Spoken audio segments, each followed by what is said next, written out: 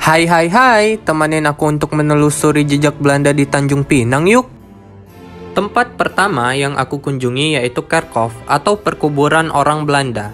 Keberadaan Kerkhof atau makam Belanda merupakan penanda eksistensi keberadaan orang-orang Belanda pada zaman kolonial di kota Tanjung Pinang. Terdapat sekitar 120 makam, di mana banyak tokoh penting yang dimakamkan di sini, seperti pendeta, kepala sekolah, dan residen Riau. Namun kondisi dari makam-makam ini cukup memprihatinkan.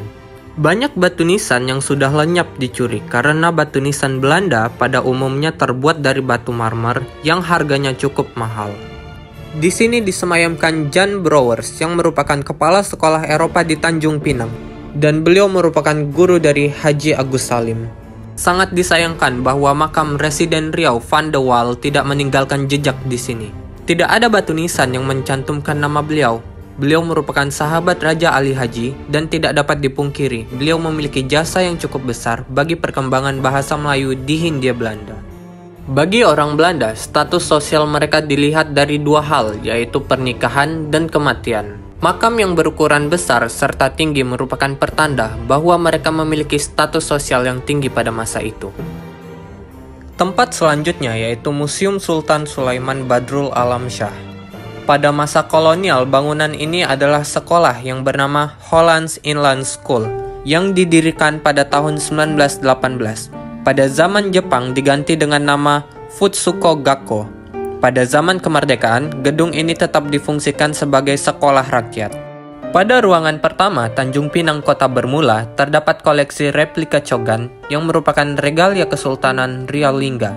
Cogan inilah yang diperebutkan oleh Belanda dan Inggris, sehingga memisahkan Kesultanan Riau Lingga dari Semenanjung Melayu.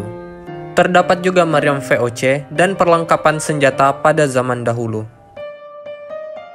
Pada ruangan kedua yaitu Khazanah Arsip menyimpan berbagai koleksi naskah kuno, di mana ketika dahulu Kesultanan Riau Lingga merupakan tempat para penulis dan pujangga berkumpul.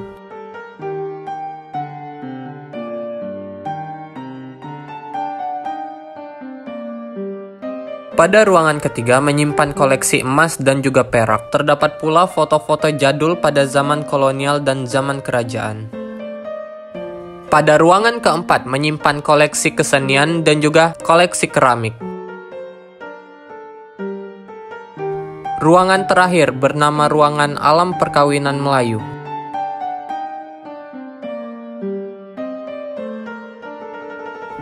Arsitektur kolonial Belanda masih sangat terjaga dari awal pembangunan hingga sekarang. Terdapat pula peninggalan tiang listrik pada zaman kolonial Belanda.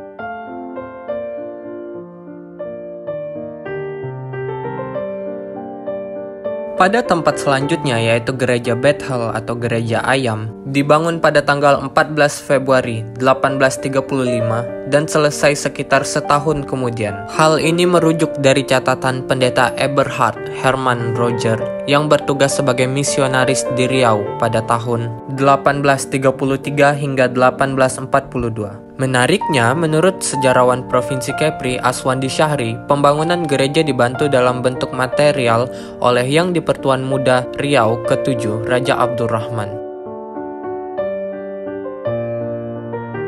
Tak jauh dari Gereja Bethel terdapat situs sejarah Yulim Park yang dibangun pada tahun 1928 sebagai tempat hiburan dan berkumpulnya orang-orang Belanda. Setelah kemerdekaan, gedung ini dialihfungsikan menjadi gedung sekolah hingga saat ini. Tidak jauh dari Yulim Park, terdapat bekas kantor imigrasi Tanjung Pinang. Bangunan tua ini merupakan peninggalan zaman kolonial.